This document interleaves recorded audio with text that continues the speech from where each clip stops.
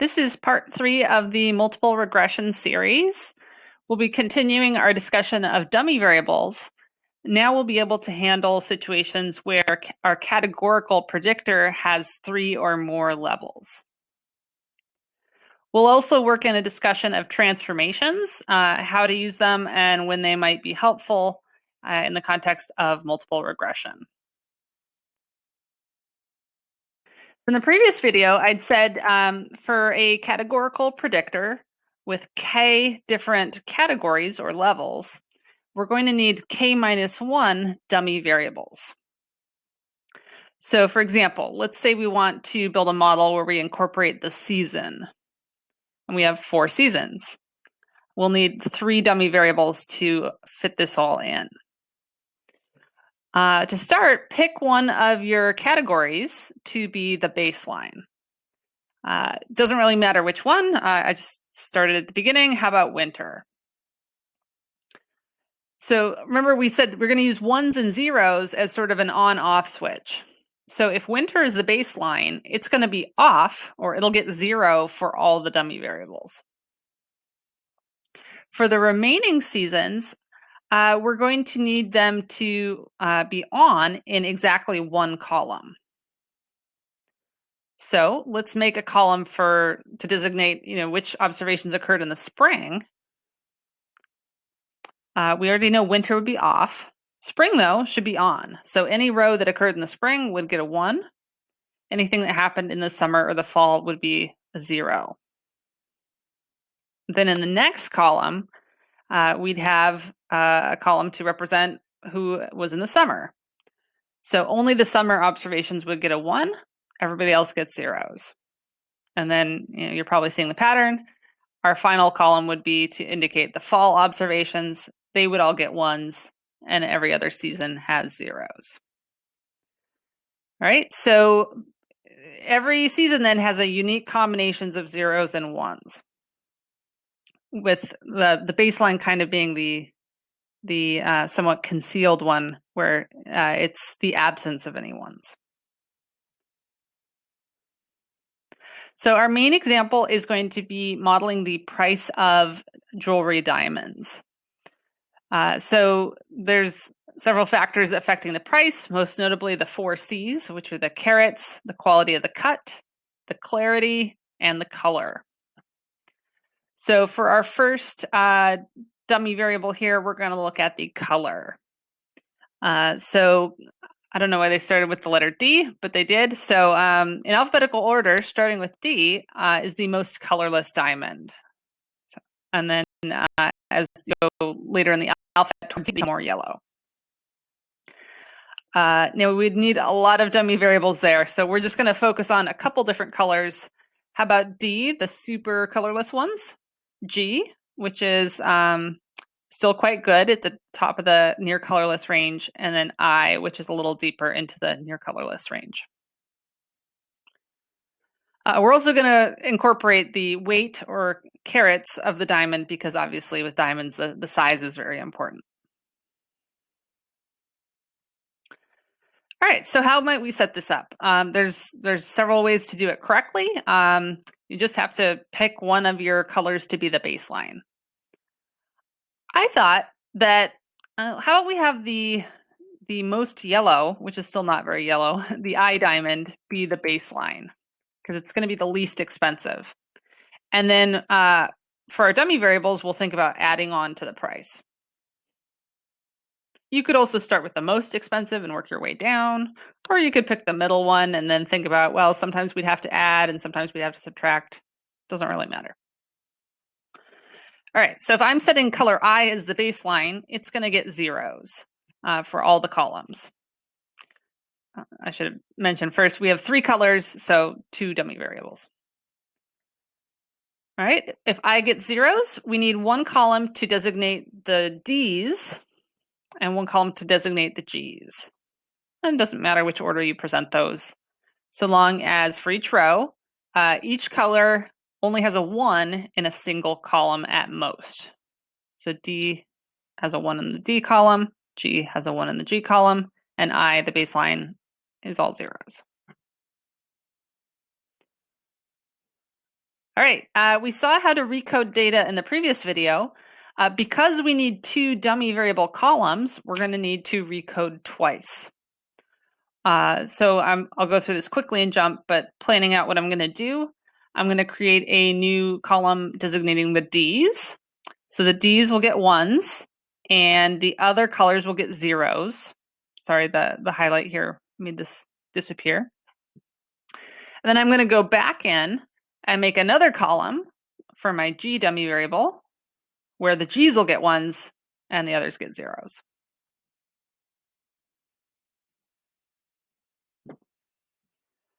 All right, so remember, you highlight the column that you want to recode, go to Columns, Recode.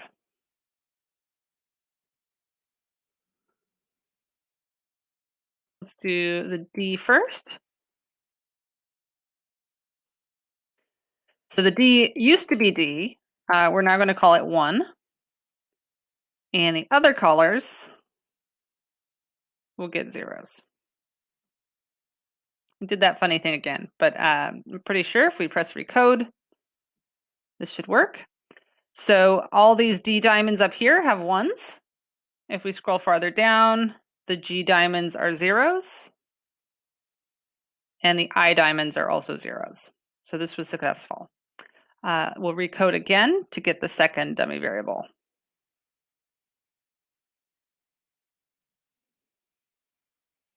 This one we'll call dummy G, where the G's turn into 1s and the others turn into 0s.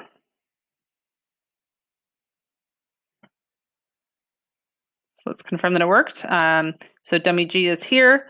So the I's are not turned on, which is good.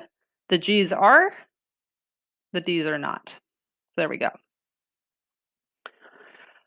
Let's fit a model then. We'll look at the color. We'll also look at the weight.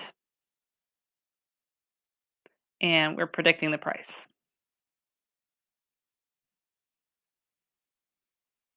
Oh, one thing I forgot. To get this to work best, we're going to right click on the dummy variables and change them to ordinal over on the left. So they should be green. Then we'll fit our model. Predicting the price based on the weight and the color, but instead of using the color column, because those were letters, we want the 1s and the 0s. So we're going to put both dummy variables into the model. And run.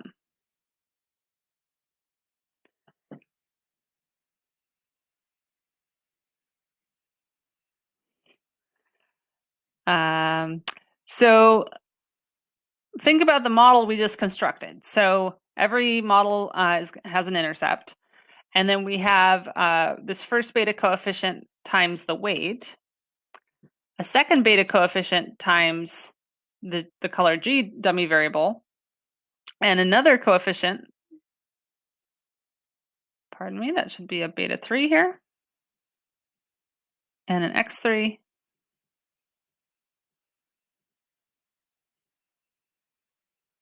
there we go.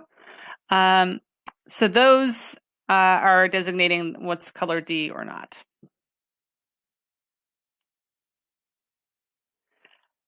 Unfortunately, though, when you run this model, we get a residual by predicted plot that clearly shows a pattern. Now, the vertical stripes are not a problem. This is just because the caret weight was rounded off kind of in a discrete fashion.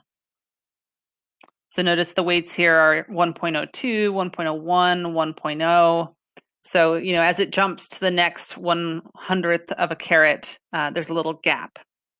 So that's what's creating the sort of striped effect. So that's not necessarily a problem. What's a problem is that off to the left, clearly the variance in the residuals is smaller. And then as we go to the right, it's getting farther apart. So the variance is not constant here, which is a violation of our assumptions. So doing things like these t-tests down here, which are formal inferences, is not really allowed because we've violated constant variance. So what can we do? A solution, this won't always work, it's sort of trial and error, is you can try to apply a transformation. So sometimes it's helpful if you transform the numeric x or x's. Sometimes it's helpful to transform the numeric y. Often you just have to try out a bunch of different combinations until you stumble across something that works. So if I make this look easy, it's because I spent a lot of time ahead of this lecture getting ready. All right, so there are lots of transformations out there, really an infinite amount. But a good place to start if you have a problem with constant variance is by taking the natural log or the square root. So we're going to be applying a natural log transformation to the prices. I'll show you how to do that. So we're going to make a new column and right-click in the title area and select Formula. So I'll double-click out here to make a new column. Right-click in that region and pick Formula. So we're going to build our formula off to the right. What do we want to do here? Like I said, we're going to log transform the price. So highlight price in your list of variables. And the log transformation is under transcendental. So click transcendental on the left. And there's a whole big list of transcendental functions.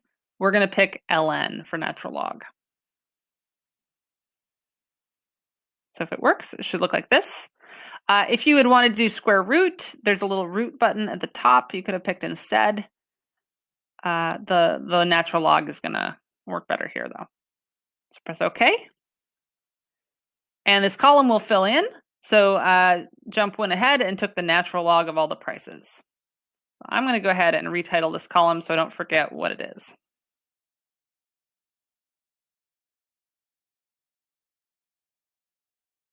There we go.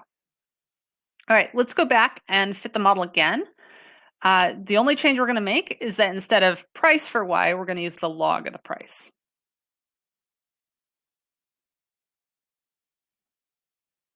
So still using weight and still using both dummy variables.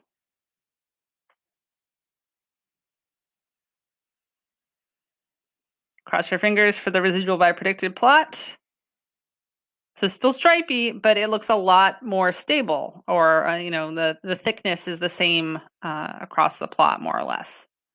So this was a successful transformation. So generally you should check the other things too, like check that the errors are normally distributed, check that linearity is satisfied. They're all going to be okay here. So our focus will be on then interpreting the output. So is this a useful model? The f-test has a high f-ratio and a small p-value. So yes, it's a useful model. How about the individual predictors? Looks like they're all highly significant. So what would our prediction expression look like for this?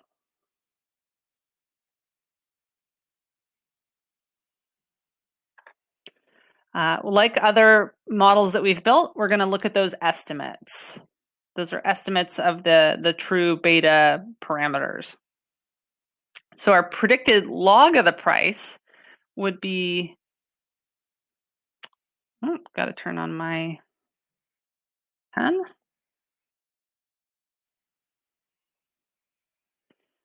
We'd have first the intercept. I'm going to round to 3 decimal places here. So it's negative.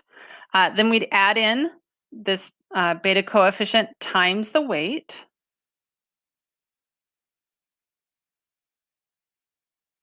I'll round here.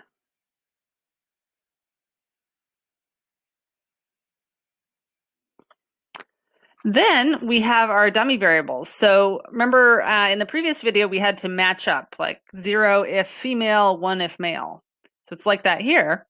We just have to match up one at a time for color G and then also for color D.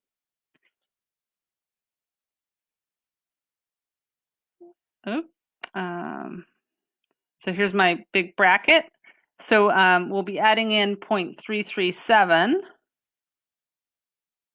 if it's G. We'll add in 0 otherwise.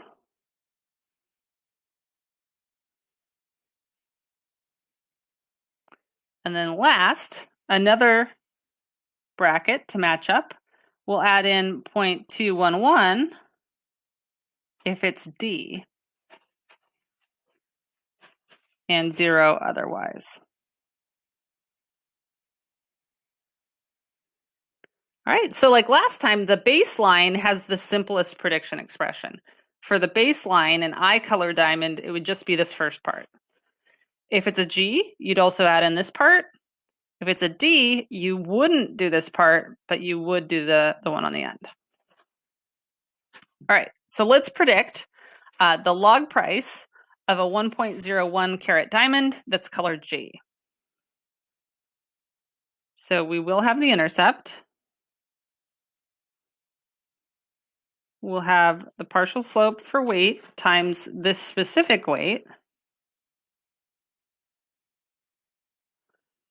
And then we won't need to do the last part because it's not a D.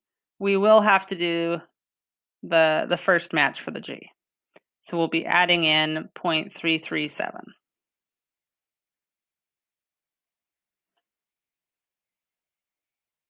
Since it's a G. All right, so put that in your calculator. I got 8.483.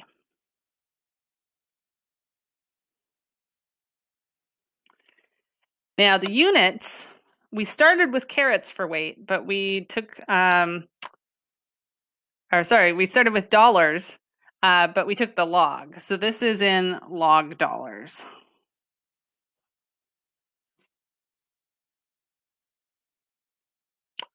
Which is not going to be very helpful if you're, saving up to buy an engagement ring or something. How many dollars do you need? So we want to then get out of log transformed units and back into plain old dollars. So to do that, we call it a back transformation. We're going to apply the inverse function to whatever we used when we transformed. Like for instance, if we took the square root of y, how would you get back to y? You would square it. Here, we took the natural log of y. The inverse function is the exponent e. So here we'd take e to the power of our result up above. So e to the 8.483. And that comes out to 4831.92. And that's a dollar amount. If you can't afford it, maybe you could make a prediction for an eye diamond because you won't be adding on this extra part at the end. It'll be a little less expensive. Okay. So we saw here, we had a model that was useful and all of our predictors were very good or very significant. So why then is our R squared so low? Only about 21.7% of the variability in the prices is explained. For the answer to that, stay tuned for homework 11, where we're going to add some more predictors to the model. All right, so by now you should be comfortable with dummy variables and with how to apply a log or square root transformation, as well as how to undo that transformation at the end of your prediction.